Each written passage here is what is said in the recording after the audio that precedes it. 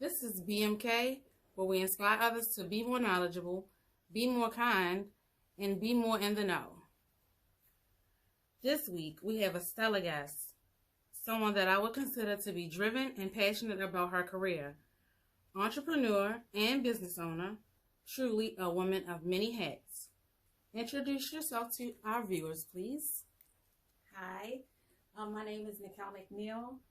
I am the Director of Marketing for Shoe City. I've been with Shoe City for 27 years, I think, this year. I am also the owner of the Ntheory, which is an event space, a business consultant, as well as a retailer. I work alongside of my son in management of an artist by the name of Lilskies. What inspired you to branch out and become an entrepreneur? I guess I started being an entrepreneur probably about 10 or 11. I realized that I knew how to do hair. And so I would do hair, family members, for $10 to $15. So that's kind of when I first started realizing that I could make money off of like a given talent. I didn't really go into like full-fledged entrepreneurial business until, believe it or not, I want to say maybe 2 years ago, maybe 3 years ago. And it wasn't my generation, you came up, it was get a good job, get a good career. It wasn't really a focus of owning stuff. It was really getting the benefits, all of those type of things. But just in watching my children, watching my son be, his own boss, watching my other son be his own boss, it was like, I raised them. So if they can be their own boss, I can be my own boss. And that's pretty much when I took it serious. Would you like to elaborate a little more on the Ntheory? Like how? Like the purpose. So the Ntheory basically stands for my thoughts, and it's for Nicole. And theory is just what I think. And so originally it was an office space where children could come free of charge and be able to create marketing freely without having to worry about not having the equipment. So everything's pretty much provided: the chairs, the tables, the speakers, the computers, the monitors, pretty much anything to be in the marketing business. And it kind of built itself from there. People would want me to mentor them. And so then it became a mentorship. It became branding. People were like, oh, you've been doing business for a long time. I have a new brand. Can you help me find my niche, find my consumer, find my look, find my feel? And so it continues to do that. And then COVID hit, and I had some friends over to my office, and we did karaoke, and it went, what is it called? It went viral. And the next thing you know, people started renting my office. And that's how it became a rental space. What would you consider some of your greatest accomplishments as a businesswoman? Some of my greatest accomplishments is not necessarily a businesswoman. It's just my children. I raised my kids to be brands. And so that is, I guess, my accomplishments. My oldest son, he raised horses, he owned horses. My middle son was heavy into sports, so he got a full ride to Tuskegee University. We went to training camps, we did combines, we did the business. My daughter wants to deal with dead bodies. So we just kind of like pushed her into more of not the mortician side, but more of the forensic side. Okay. And so just, introducing her to people that had like funeral homes, allowing her to be able to dissect and do actual autopsies on dead bodies as a teenager, stuff like that. So that was kind of like my inspiration and my biggest achievement as far as raising 3 business-minded children.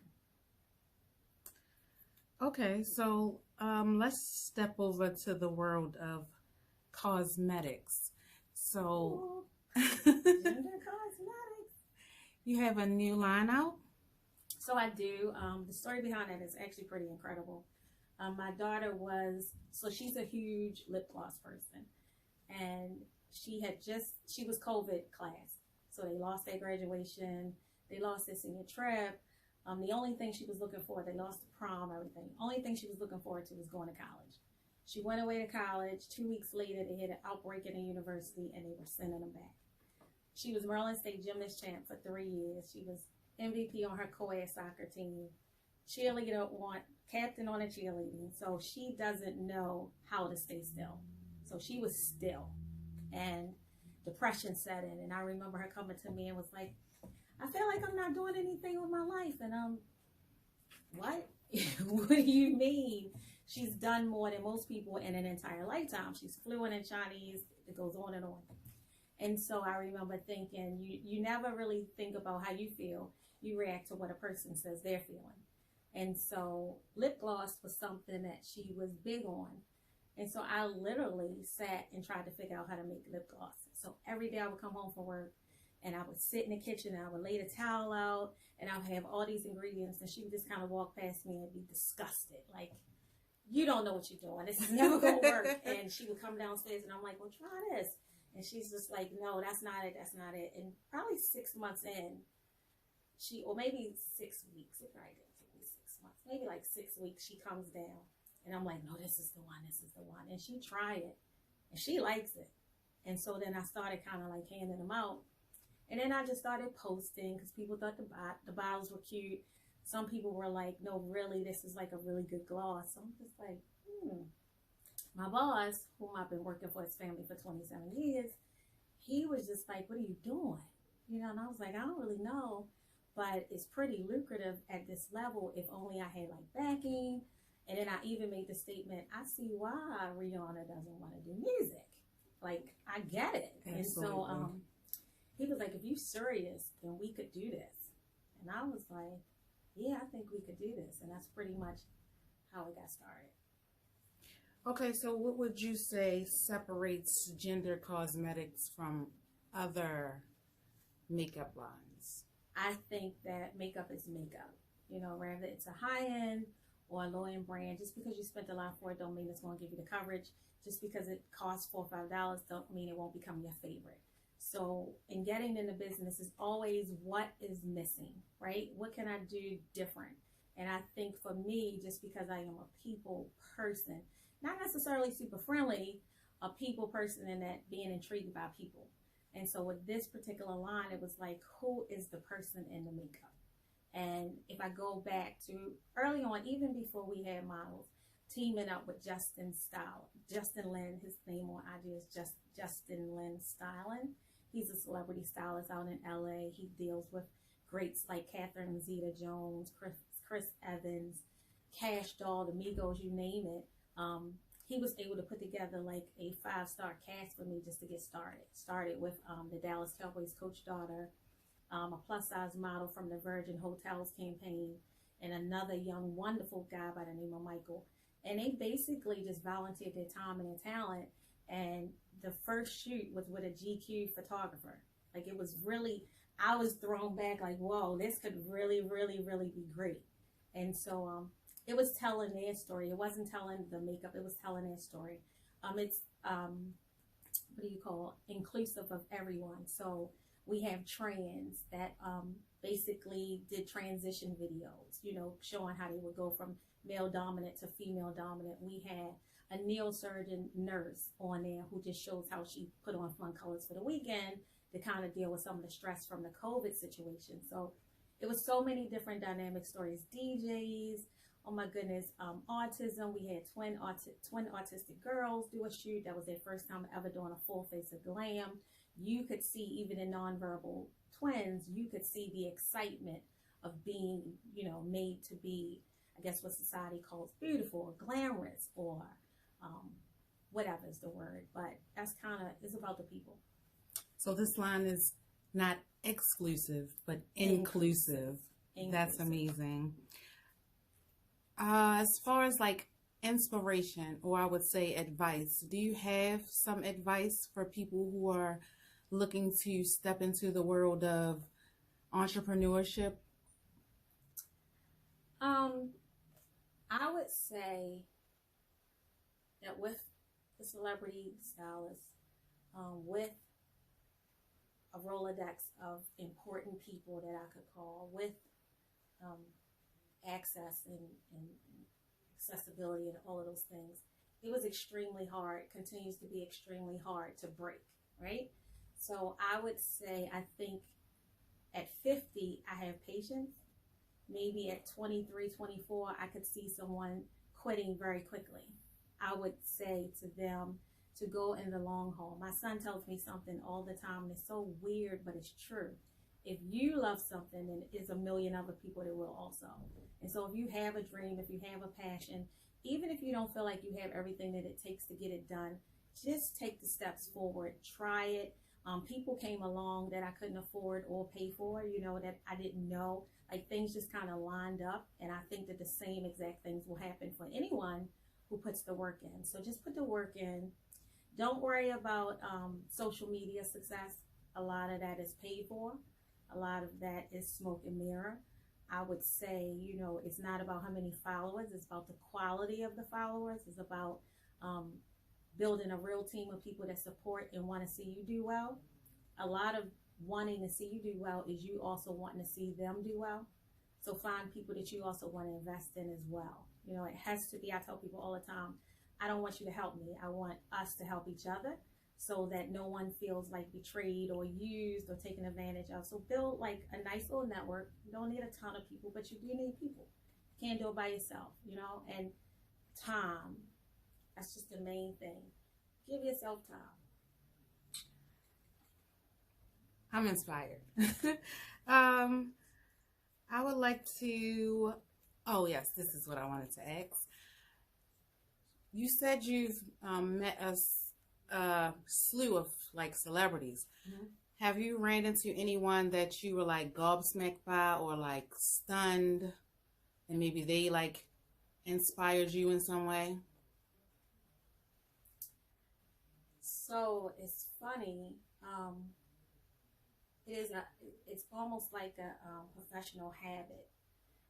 No matter like who it is, to almost act as though like that's your cousin, or you see them all the time. And I think that is something that if you can master that, then you will be invited in all of the rooms. So it's very important to like get in a room, see people, and not be like, you think we can get a picture? Because that becomes like very easily, they can be like, oh, she's not one of us.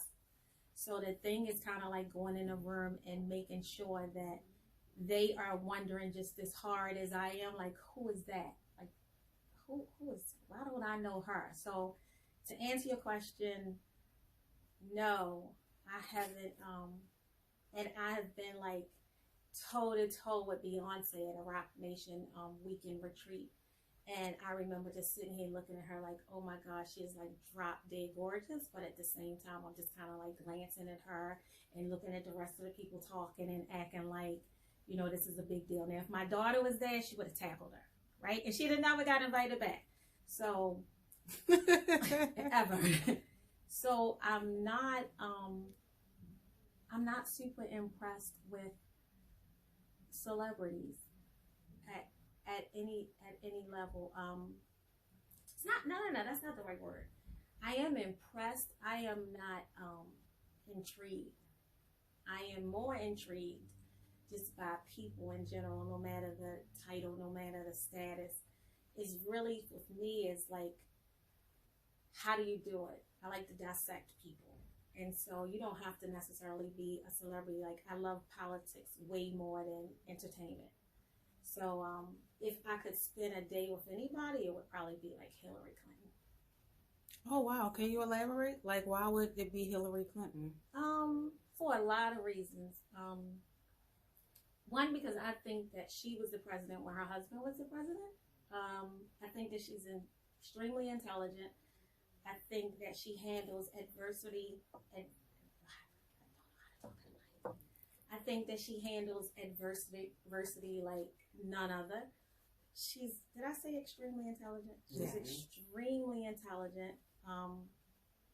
Did I say she was intelligent? Yes. She's extremely intelligent. And I really would like to just dissect how she thinks,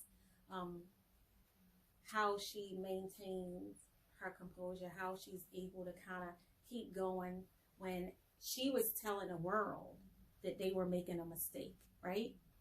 And even after they made the mistake, she wasn't like, I told y'all. She still was like doing everything that she could to kind of like, I might have been like, I told y'all. It's like, nah. She was completely composed.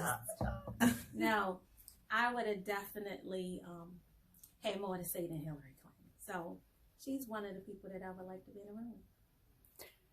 Okay, well, I'd like to thank you for your time, your wisdom, your inspiration. Could you tell my followers how to get in contact with you, stay connected with you, purchase Gendr cosmetics? The easiest way to communicate with me is really, believe it or not, through social media. Buyer's Life is my IG tag. I do run my own page. I do my own messages. I do communicate back with people that I do not know. A lot of people don't respond. I do respond. You can reach the Gendr collection through Gendr Cosmetics across all social medias. It's Gendr Cosmetics, and then online is gendrcosmetics.com. That is probably the best way. I don't tend to give my number out. I have a business number that's on my Ntheory page where you can communicate with me that way. I think text and email is probably best. And I would also like to say that if I don't get right back to you, it's okay. Because sometimes I may take what someone said and tee it off to the person that, especially the guy that's sitting to the left or right of you, I'm not really sure. I'll tee things off to them because I know that they can help facilitate you getting an answer. Because sometimes people think they want the person.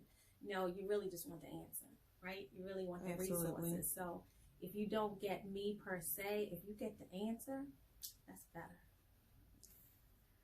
And all of her information will be listed down below in the description bar. Except her telephone number. This has been BMK, where we motivate, inspire, and keep you aware. Don't forget to like, subscribe, and comment down below.